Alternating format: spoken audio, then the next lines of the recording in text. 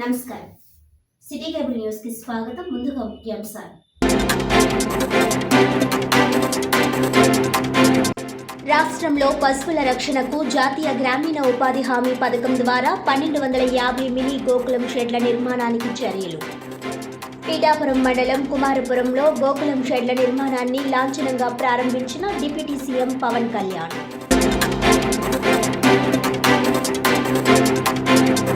ICDS Kakinada urban project Dummulapeta sector 52వ అంగన్వాడీ సెంటర్లో ఘనంగా సంక్రాంతి సంబరాలు. అంగన్వాడీ చిన్నారులు తల్లుల మధ్య ఆనందంగా పండుగ నిర్వహించిన అర్బన్ సిడిపిఓ జ్యోతి, సెక్టర్ సూపర్వైజర్ దయామణి.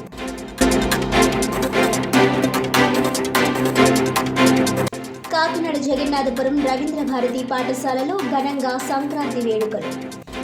మకర సంక్రాంతి విశిష్టతను విద్యార్థులకు వివరించిన పాఠశాల ACM Venkateswararao, DI ఉత్తమచంద్ర.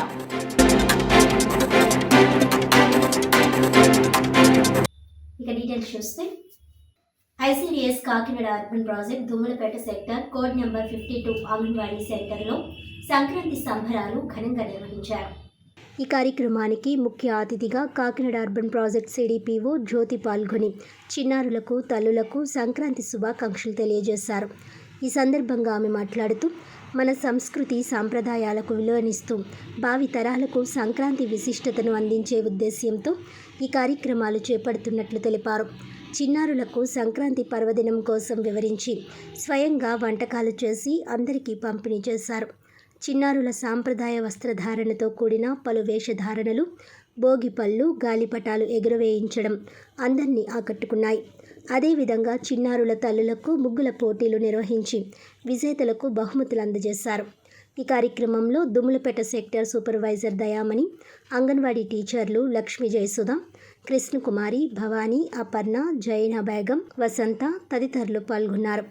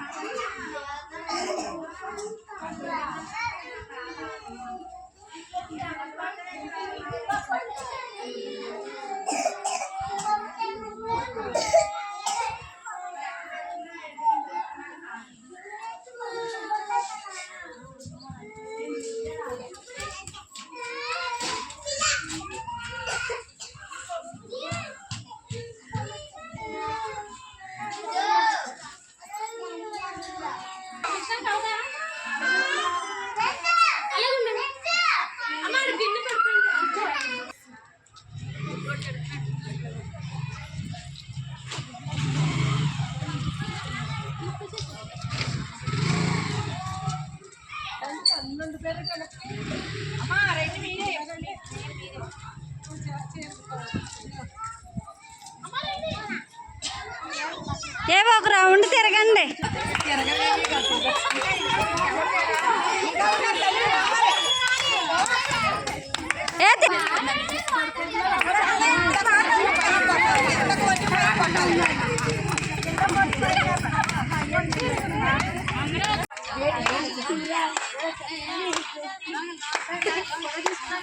Photo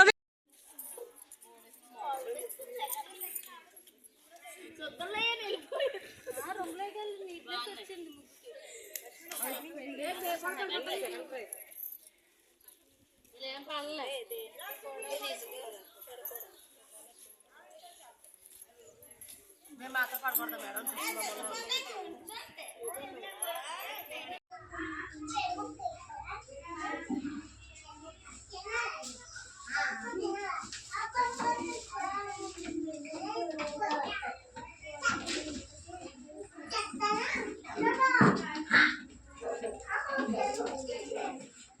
bye ఎట్టుకొని గాలిపట వచ్చేడు వచ్చేడు.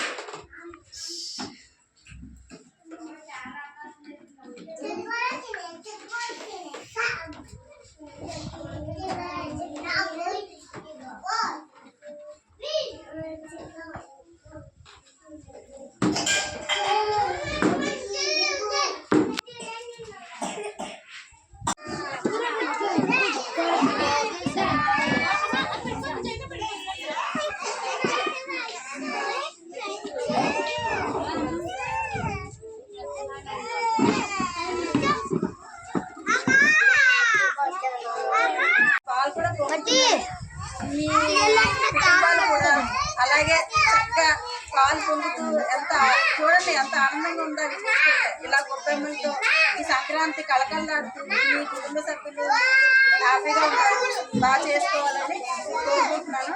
కానీ ఇక్కడ చేసే ఒకే ఒక చిన్న విషయం ఏంటంటే మన పిల్లలకి మన సాంప్రదాయాల గురించి చెప్పండి. అదొకటి నేను అంటే వీళ్ళే కాపాడతారు నెక్స్ట్ జనరేషన్ తర్వాత నెక్స్ట్. అవునా, ఆవుగడ్డ పెట్టడానికి ఆవులు రియల్గా ఆవు పెడితే ఎందుకు పెడతాం చెప్పండి. అంటే గోశాల ఉంది కదా, ఆ గోశాల అవి ఆవులే అంటే బయట తిరిగి ఆవులను అందులో వేస్తారు. అక్కడ గోల్డ్ అంత పేడ ఉంటుంది అన్నమాట. ఆ పేడ అంతా తీసుకుని పట్టుకెళ్ళిపోతున్నారు చాలా మంది. అక్కడేమి మనకి ఇన్ఫెక్షన్స్ ఏమి రాకుండా ఉండడానికి గోవు యొక్క మయం తోటి అలుగుతారు అనమాట. అంటే ఏదైనా బ్యాక్టీరియా కానీ ఇన్సెక్ట్స్ కానీ ఏమి రాకుండా మనకి పరిశుభ్రమైన వాతావరణం ఉండేలాగా ఆరోగ్యంగా ఉండేలాగా ఆవు పేడ తలుపుకుంటాం. అంతేగాని ఆవు పేడ ఇప్పుడు ఎవరు పట్టుకోవట్లేదు, ముట్టుకోవట్లేదు. అది పట్టుకుంటే ఏంటో అనుకుంటున్నారు. మరి నేను గోశాలకు వెళ్తే మాత్రం నేను ఆవు దగ్గర మొత్తం నేనే చేసుకుంటాను. ఎప్పుడు కూడా గోవులను పెంచుకోవాలి. ఆ గోవు దగ్గర నుంచి వచ్చిన గోమయంతో మనం ఇల్లు అంటే అలుకోని వాళ్ళు అప్పట్లో మీరు అలుకోవట్లేదు. కనీసం మీరు నీళ్ళల్లో కలిపి కల్లాబన్నా చల్లుకోవచ్చు. ఏమి చల్లుకోవడానికి ఏమీ ఆస్కారం లేని రకంగా ఇక్కడ ఆవులే లేవు. అవునా, ఇంకెక్కడి నుంచి వస్తారు పేడ? మీరు పేడ తెచ్చే సమస్య లేదు. కానీ ఇంకొకటి ఏంటంటే ఈ పేడను ఎవరు ముట్టుకుంటారు? ఇప్పుడు కాలం పిల్లలు పేడ చిచి అంటారు. ఆ పేడతో చేసిన ఐటమ్స్ ఖరీదు పెట్టి కొనుక్కుంటున్నాం. ఇస్కాంలోకి వెళ్తే